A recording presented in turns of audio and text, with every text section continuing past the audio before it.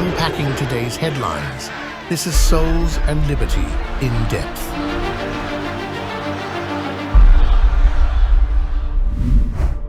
Hello, everyone, and welcome to In Depth, a production of Souls and Liberty. Joe Biden is a baptized Catholic, yet he and his entire administration is carrying on the tradition of anti-Catholicism in the United States. Here to talk with us today about that being behind Biden's latest Supreme Court maneuverings is Catholic member of the Federal Election Commission, Trey Traynor. Hello, Trey. Thanks for coming on. Hey, thanks, Gary. Thanks for having me again. That's great. I'm your host, Gary Michael Vorse, coming to you from Houston. Trey, Biden is now backing term limits for the Supreme Court justices. Did it formally here in Texas, as a matter of fact, just a couple days ago. And before you get into your thoughts about that, we're going to just show the audience this very quick graphic. These are what are generally considered the conservative justices, although some very hardline conservatives would disagree that they're conservative. 5 of them are Catholic. Roberts, Alito, Thomas, Kavanaugh, and Barrett. And the 6th, Neil Gorsuch, could have almost be viewed as a kind of small c Catholic. That's why we put it up there like that. All right, Trey, you and others see Biden and the Dems' latest cries for term limits to really be not so much about term limits per se, but that just being a vehicle to go after Catholic justices on the court like this. That's right, Gary. I see this as really an attempt to remake the overall moral underpinnings of the country. They're particularly upset about the decision in the Dobbs case, where the Supreme Court sent back down to the states the idea that abortion regulation should be done at the state level. And the reason why they hate that type of decision is because it really falls into the idea of the subsidiary principles that we in the Catholic Church believe in, that things need to happen down at the smallest level closest to where the decisions are being made. Right. And so this really is just an attack on an overall view of how American government should be run, and a view on the Christian moral underpinnings of the country. Yeah, another thing that I think is interesting to talk about is also this all started back in 2016 and then 2020 and the midterms about, term limits themselves didn't come up as a specific thing as much as, packing the court did. Weren't going to limit the number of people who are on the court and get rid of them after, 10, 12, 14 years, whatever. We were just going to add more justices to the court to negate the influence and water down the influence of the conservatives. This term limits thing is kind of a new avenue, but as you say, it's really still getting at the idea of the whole ideological shift they want to impose on the court, because right now it's kind of screwing up their agenda a little bit. And you've got this hypocritical question out there that, well, you weren't screaming for term limits with Thurgood Marshall or, Ruth Bader Ginsburg or any of the rest of them. Well, you can't let the moment pass when you look at Joe Biden, who is the oldest person to ever serve in the office of the presidency, saying that there are people on the Supreme Court who've been there for too long, and yet he's been in public office for over 50 years. So, it is ironic that he's the one pushing this type of activity. It's blatantly unconstitutional. I mean, the Constitution says very clearly that the members of the Supreme Court get to serve for a term of good behavior, which means that they get a life tenure in that office. It would take a constitutional amendment in order to change anything to impose term limits on Supreme Court justices. And that is such a tough row to hoe. This really is just it's a political ploy by Joe Biden, and his record on judicial matters is just riddled with contentious moments like this, going all the way back to his time as a senator. Most people probably don't remember, but Joe Biden served as the chair of the Senate Judiciary Committee during the 1991 Clarence Thomas confirmation hearings, when Clarence Thomas had been nominated by President Reagan for the Supreme Court. And it was such a poorly run effort, and he had such an aggressive questioning in the manner in which the hearing was conducted that it really painted a picture of a process that was being influenced by Joe Biden's partisan politics against the justice system, more so than any type of quest for truth or real justice in the accusations that had been made against Justice Thomas by Anita Hill. it was so bad that Justice Thomas actually called it a high-tech lynching because it all happened, played out on TV. One of the first really aggressive TV coverages of Supreme Court justice confirmation hearings that we had ever seen in this country. And Joe Biden was behind all of that. So this isn't new that he wants to attack the judiciary and go after those who are conservative, particularly Justice Thomas, as you showed on that previous slide. Being a Catholic, I mean, he went after him as someone who was too conservative because of the ideas and principles that he held, as firm religious beliefs. And it was one of the first times that those got elevated to be discussed in a confirmation hearing. Yeah, I want to build up on that for a little moment if we can here, or build on it. There are 6 Catholic justices on the court, Sonia Sotomayor is, of course, a wild liberal, that type of Catholic. But of the 6, these 5 are rather similar, at least for the most part. I mean, you had Clarence Thomas and, Samuel Alito sort of lead the pack there on the conservative originalist side. But how have we gotten to a point where there are that many Catholic justices and judges in the judiciary who see the world so very differently than the Bidens and the fake Catholics and the social justice warriors and the Nancy Pelosi's and all of that crowd? I mean, there's an intellectual heft that comes along with those justices on the court. And I'm throwing in Gorsuch as a Catholic, even though doesn't go to Catholic Mass, he has a Catholic background. Those 6 guys are, they're smart as whips. Well, they are, and it really shows the underpinnings of the Catholic faith as a mechanism to discovering truth, and the law is all about the truth. And so when you look at the number of Catholics who are in prominent positions throughout the judiciary and frankly throughout the legal community, it's significant. And a lot of that stems from the educational systems that the church has, instituted that are out there that educate people.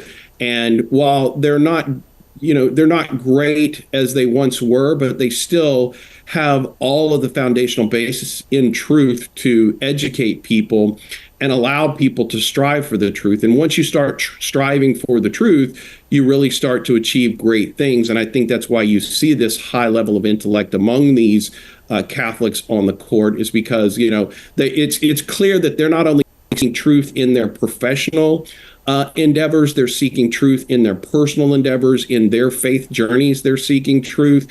And so all of that plays out and comes together. Let's talk about the other thing he said when he was here at the LBJ Library, I think it was Monday, promoting all the Supreme Court stuff. Is there this whole question of the ethics rules, and you have to follow the ethics rules, and of course with the intonation there being that these conservative justices really aren't ethical, so we've got to bring an end to that as well. He went on in proposing a number of different things about the Supreme Court, again because they don't like the outcomes, not because there's actually something solid there. But talk to us for a moment about what was he saying about the ethics thing, and where are we right now with the ethics?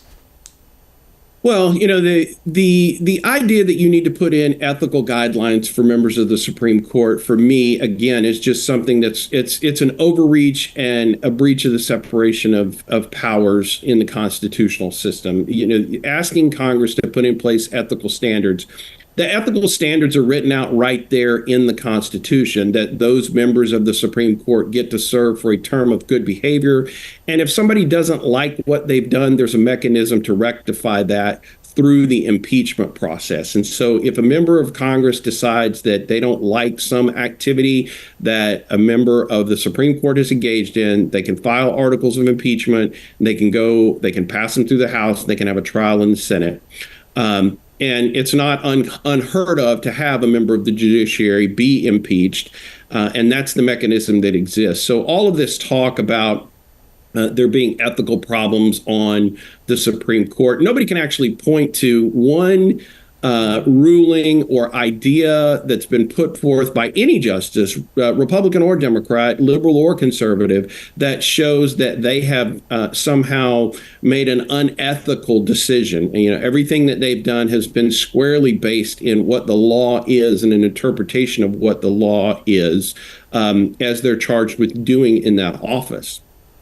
Is there a concern people should have that when it comes to the Supreme Court, this is the last real obstacle in the way for, what I think many people would see as the implementation of a communist agenda?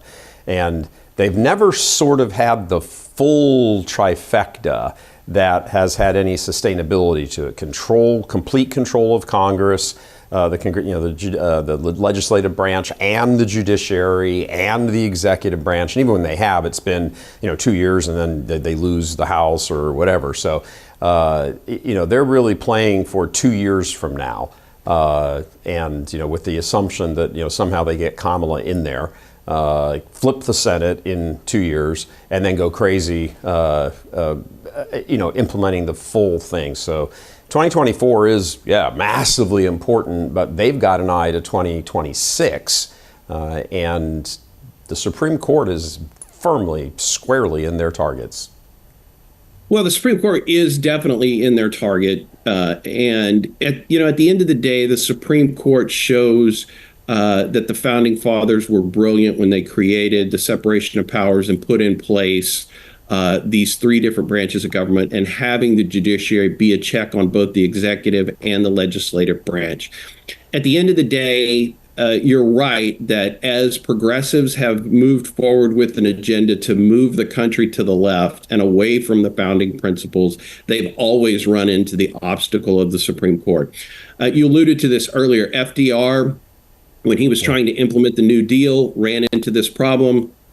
So he proposed the court packing plan and wanted to put in more justices who agreed with his philosophy of governance to move the Supreme Court in his direction, because the Supreme Court was overturning several laws that he had worked diligently to get put in place, and they were just found to be unconstitutional. Mm-hmm. Now, he was somewhat successful in that effort because, you had a couple of justices who started to switch their vote in an effort to preserve the independence of the judiciary. And so you started to see some of the implementations of the New Deal. And then, you fast forward to LBJ and the Great Society effort, and you have all of the activities of the Supreme Court. But there, the Supreme Court became really a champion of the ideas of equality and freedom, more so than the actual legislation itself, more so than the Voting Rights Act and the Civil Rights Amendment. They really put the meat on the bones to what does it mean to have a Civil Rights Act? What does it mean to have a Voting Rights Act? And put those things in place so that Americans could really fully recognize the freedoms that we have under the laws that Congress passed. So, they're going to continue to have this attack on the court. You're going to continue to see that going forward, because it's a political ploy that works to the advantage of progressives during election seasons.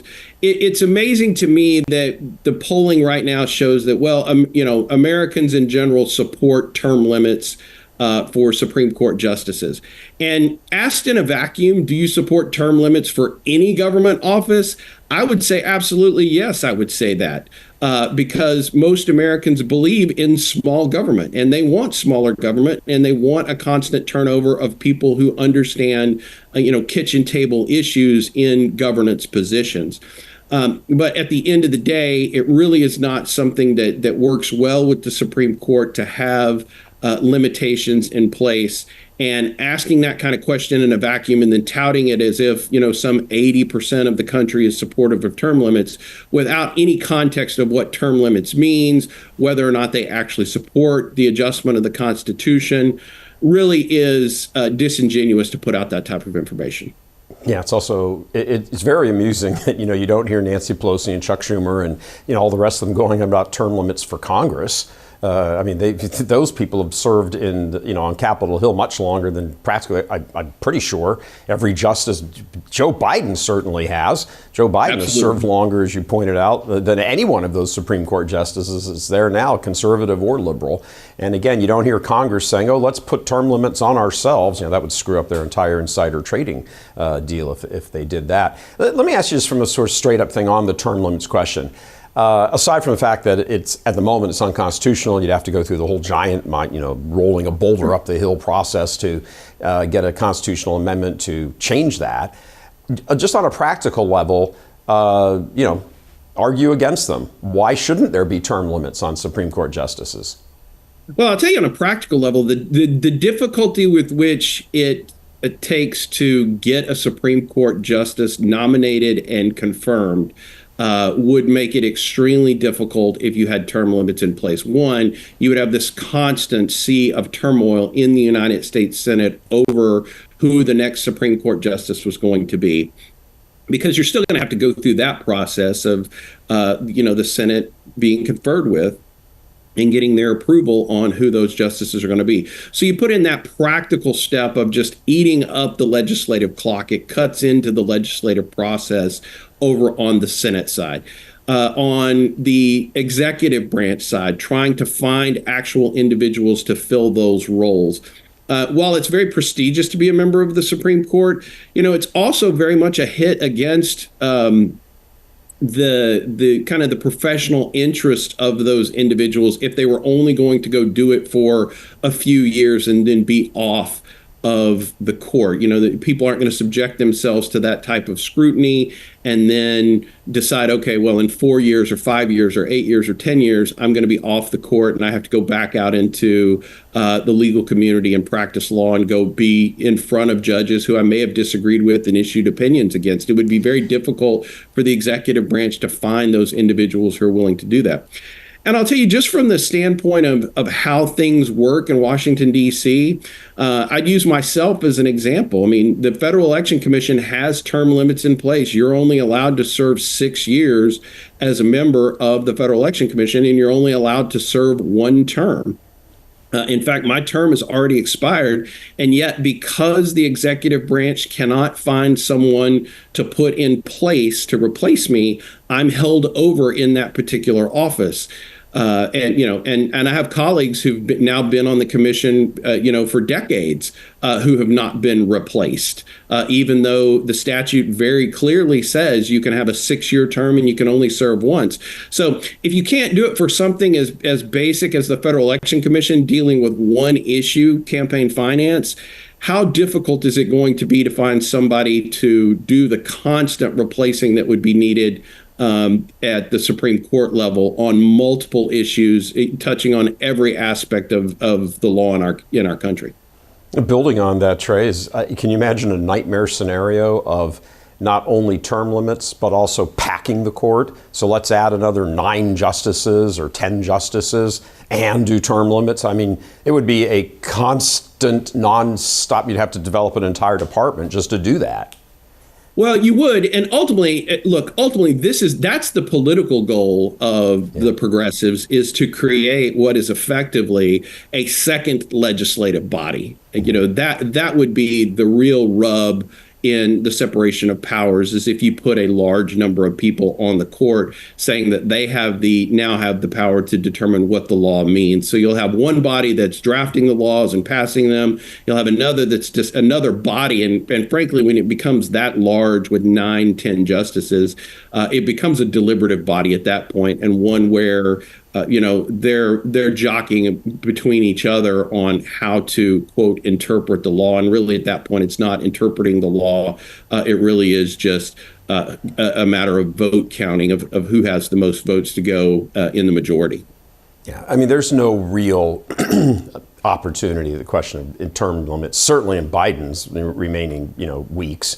This is actually a real thing. So he's bringing it up simply to provide another campaign talking point, this time for Kamala.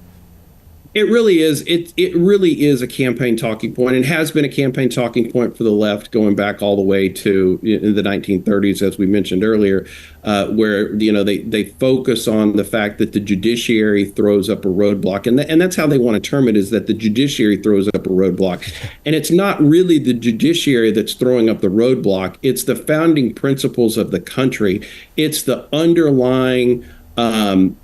It's the underlying Judeo-Christian ethics of the country that come into play. It's the fact that Americans believe in smaller government, that these grandiose plans to create these large government structures run into problems because Congress doesn't have the power to do it, and the executive branch doesn't have the power to do these things. Without consultation with each other and within the guidelines of what the Constitution says they're allowed to do. Yeah, the Supreme Court just calls balls and strikes on this stuff for the most part. And what I think is interesting, and I'd like you to bring out a bit more of it, is this was what was going on with the Supreme Court, back in the 1960s and the 1970s, not so much on the civil rights questions, like the question of privacy, for example, and, the contraception ruling, and then the, Eisenstadt versus Baird, and then Roe v. Wade, and, and then move forward to, Lawrence and Obergefell and all the rest of them. They kept expanding. There was never any talk then about, we need to, bring term limits. These things are going against everything our nation stands for and holds near and dear. They got really close to getting a hold of that brass ring, and some people might say, hey, depending on how the election, or if it's stolen or there's cheating or whatever goes, in a couple of months, 3 months, 4 months, they're going to get that brass ring again, and when that happens, Nellie bar the doors. Well, this election is particularly important because there will probably be an opening on the Supreme Court that needs to be filled, and we faced that same scenario in 2016, and there was a lot of talk about how are the Supreme Court justice positions going to be filled. At that time, candidate Trump put out a list of individuals that he believed were qualified to be on the Supreme Court, and I think that changed the narrative of the discussion of the Supreme Court in 2016. I think that's somewhat the attempt of President Biden right now, is to change some of the narrative of the 2024 election, to talk about the Supreme Court, to touch upon some of those cases that you just mentioned, and the rollback of the progressive movement through lawfare and litigation of things that they weren't able to achieve through legislative means. They have marginally achieved through litigation efforts, and there's a fear that those are going to be rolled back when they're put under the scrutiny of kind of an originalism perspective of the current Supreme Court. I mean, Jack Smith has got to be slamming his head up against the wall. Here he is, I've got Trump, and all of a sudden the Supreme Court, just says, no, that's not happening. And then, of course, Judge Cannon in Florida goes, I'm throwing this case out. I mean, it's, again, they push and they push and they push, and then they run into a wall. So their point isn't to, or their strategy isn't to, well, maybe we need to readjust. Their strategy is, let's smash down that wall. That's exactly what their strategy is. It's let's fundamentally change the structure of the country in order to achieve the progressive ends that we want, and let's focus on whatever we have to in order to make that happen. If we have to focus on the ethical standards of the Supreme Court, let's focus on the ethical standards. If we have to focus on the fact that there are too many Catholics on the Supreme Court, let's focus on the fact that there are too many Catholics.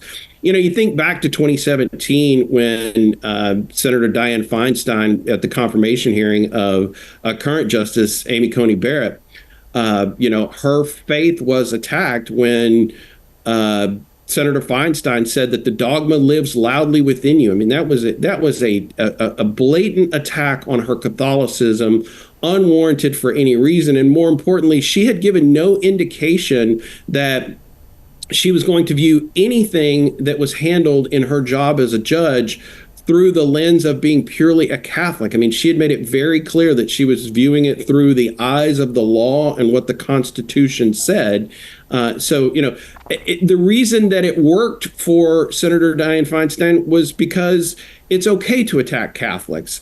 And so when you put up that slide of all of the Catholics that we have on the Supreme Court, it's going to be very easy for them. I think the next shift in this argument for President Biden is going to be, well, there's not enough religious diversity, and all of a sudden it's going to become a diversity argument for what's on the Supreme Court, and that's the reason why. And they'll adopt that until it fails, and then they'll move on to something else. And again, they're going to keep pushing and pushing against the judiciary as much as they can. Yeah, when you look at what their success in the judiciary, I'm just sort of talking about the entire progressive, we like to call it communist because, but they have been successful. Now, they haven't been successful on their terms where we're living in some sort of communist nirvana, but every 2, 4, 8 years or so, everything pushes just a little bit more to the left. It's the whole Overton window principle that, it never gets more conservative. It always gets a little bit more down the road. The only thing that they're upset about it isn't going faster down the road, but little by little, I think the common understanding or sense out on Main Street with just regular, normal, everyday Americans is that they pretty much get what they want. They just have to wait a little bit longer than what they would like to. Well, absolutely. And that gets back to what I was talking about earlier, and the fact that President Biden has been in public office for so long, and you look at his record going all the way back to being in the United States Senate and chairing the Judiciary Committee and the role that he has played there. I mean, he definitely has played the long game as far as moving the judiciary to the left as much as he possibly can. And that's been his view from the beginning. And he's, incrementally getting there. And his side fights in that incremental level of, okay, well, we'll get a little bit now and we'll come back for more later. Yep. Let me ask you, as a faithful, practicing, believing Catholic, not as a member of the Federal Election Commission, but simply as just one man who's a faithful Catholic, who happens to have a lot of world experience in D.C. and the law and everything else, what is your personal reaction and thought that Biden has been allowed by the U.S. bishops to present himself as just this faithful Catholic without, really, there's a little bit of objection here or there, and a bishop here or there may say, oh, I can't receive Holy Communion. But that's about it. For the U.S. Bishops' Conference to go along with Biden and the agenda, either in silence or actually supporting it, how does that make you feel personally as, a straight-up practicing Catholic who, watches all of this, particularly from your perch in D.C.? What are your thoughts about that? Well, for me, it really belies the close ties that the hierarchy of the church has with the government. And really, if you go back and look at the history of the United States, there's always been this effort to move the church out of participation in the public square. For me, it goes back to things like the Johnson Amendment, where they wanted to say that nonprofit organizations could no longer speak politically. And so what that did was it really shut down the ability of churches and pastors and preachers to be able to talk about political issues in their sermons in order to protect their, quote, nonprofit status, even though that's clearly protected First Amendment speech. And so when you look at the bishops, and it shows me that there's just a close tie between the Conference of Bishops and the amount of money that they receive from the federal government for various services that they provide. They're sitting down and being quiet so that they can continue to receive those dollars. Yeah, that's boy, if that isn't a damning statement, that's nothing to do with the mission Christ entrusted to them. It has everything to do with just feathering their own nest and being just, traitors to their apostolic successive offices. It's horrible. It really is. All right. Trey, we're going to say thanks for coming on and giving us all of your insights. We will see you again very soon. And before we leave you all, just a little thought. You must understand that what's going on right now is the empire is striking back. They are coalescing under Queen Kamala, the communist version of Emperor Palpatine. Communists in each of the spheres of the news media, giant tech, social media, and DC are openly now colluding to crush Patriots. They couldn't succeed with lawfare against Trump. They couldn't succeed with an assassination attempt of Trump. So they unceremoniously dumped Biden, with Obama behind the scenes threatening to go all 25th Amendment on him if he didn't drop out of the race. What Obama proposed with the help of Kamala was a simple choice. Hey, Joe, end your campaign or we will end your presidency. Pretty binary there from the non-binary crowd.